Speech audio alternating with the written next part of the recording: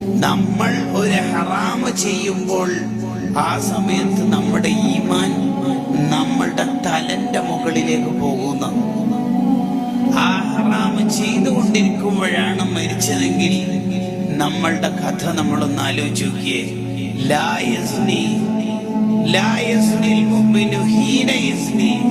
എന്ന് പറയുന്നതിന്റെ വിശദീകരണത്തിൽ കാണാം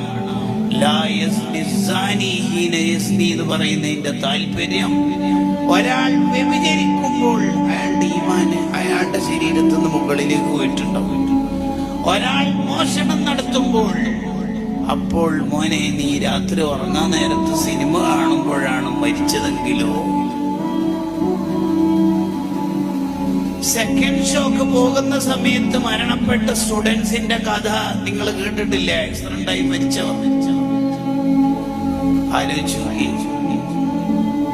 ഏതൊരാൾ ഒരു തെറ്റ് ചെയ്യുമ്പോഴും ആ തെറ്റ് ചെയ്യുമ്പോൾ അയാൾ മുഅ്മിനാവൂല എന്നാണ് ആ ഹദീസിന്റെ താല്പര്യം.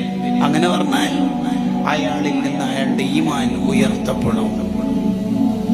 ആ ഉയർത്തപ്പെടുന്ന ഘട്ടത്തിൽ അയാൾ മരണപ്പെട്ടാൽ, ഭർത്താവ് വിദേശത്ത് പോയപ്പോൾ ഭാര്യ കാമുകനെ വിളിച്ചു വരുത്തിയിട്ട് വൃത്തികേട് ചെയ്യാൻ ഒരുങ്ങി. ആ ഒരുങ്ങിയ ഘട്ടത്തിൽ കാമുകൻ സൈലന്റ് അറ്റാക്കായി മരിച്ചത് നമ്മുടെ നാട്ടിലുള്ള സംഭവമല്ലേ?